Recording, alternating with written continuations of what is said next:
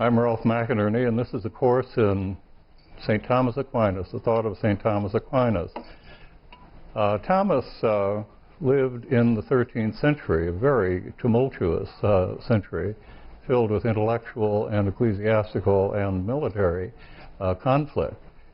He lived from 1225 to 1274. I intend first to give a sketch of his life and his times, and then we'll go on and look at his thought as recorded for us in an enormous number of volumes. Thomas's life, we have sufficient, I think, information about it to get a pretty vivid picture of the kind of man he was and where and how he lived his life. He was born in a little town called Rocca Secca, Dry Rock.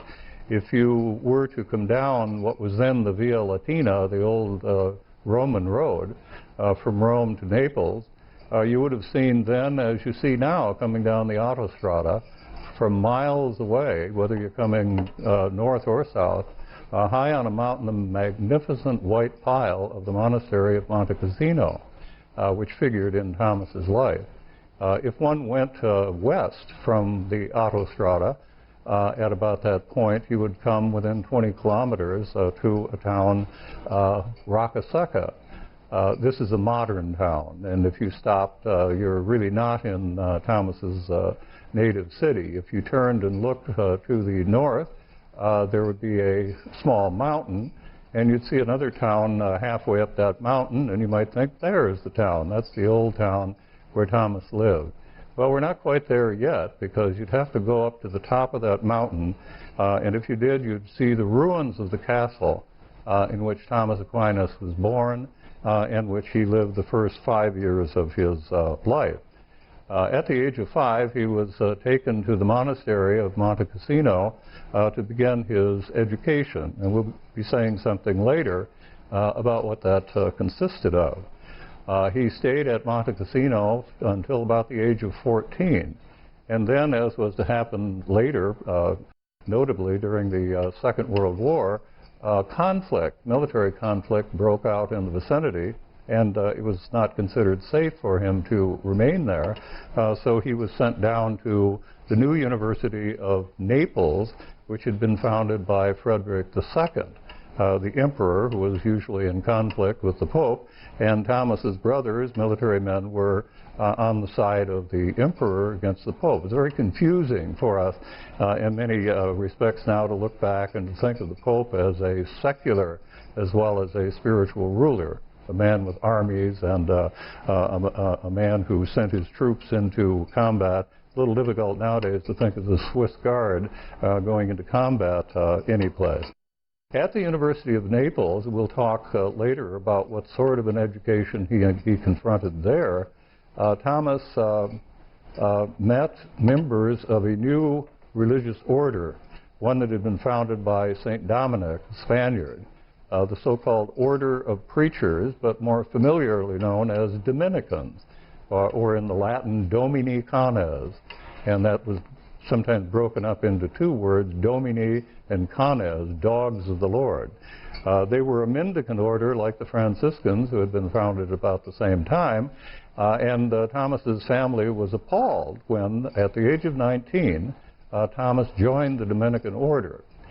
He then started north with a band of his fellow friars in order to continue his education at Cologne and in Paris. But his family was so irate about his joining this ragtag bunch of dogs of the Lord that they took him into custody. And for a year, he was under house arrest by his family, who were trying to persuade him, not that he shouldn't have a religious vocation, but if he were going to have one, why not go to Monte Cassino? An uncle of his had been abbot at Monte Cassino, and doubtless the family thought that some such elevation as that lay ahead for Thomas. But Thomas was adamant in his Dominican vocation, and after an episode in which his brothers put him to the ultimate test and introduced a woman of easy virtue into his room, and he drove her from the room, they decided, I suppose, that he was serious. and they let him go, and he rejoined his Dominican friars and went north. Perhaps first to Paris, we're not too sure of this, but what we do know is that he was at Cologne studying with the great German Dominican Albert the Great. And it was there that Thomas's knowledge of Aristotle, which had, of course, begun at Monte Cassino and then expanded enormously at Naples, was consolidated. Albert was one of the great students of Aristotle in the 13th century. Indeed, he wrote a paraphrase of the whole Aristotelian corpus. After Cologne, Thomas went to Paris, the University of Paris, and there he began and completed his work for the Masters of Theology. And after that, he was given one of the regent professorships that the Dominicans held at Paris. They had two. Thomas would have taught at the convent of St. James, the Dominican convent, named for the street on which it stood, the road of St. James, leading to St. James Compostela, a great pilgrimage route in the Middle Ages. Thomas would have lectured in the convent. Students would have come to him. As we'll see, the University of Paris was not an enormous number of buildings put up just for that purpose, but met in such places as the Dominican convent and the cathedral school at Notre Dame and so forth. After a 3-year stint as a professor at the University of Paris, Thomas was sent by his order back to Italy.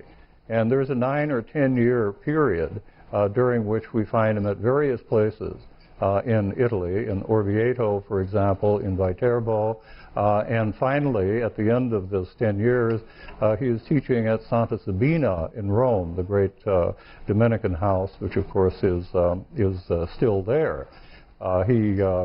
It's sometimes thought that he was a member of the papal court. The popes were out of Rome because of the military situation and were in semi-exile in Orvieto and Viterbo, little towns north of Rome.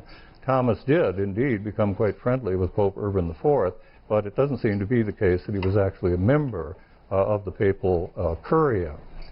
As I say, at the end of those 10 years, this Italian interlude, Thomas was teaching at the Dominican house at Santa Sabina in Rome.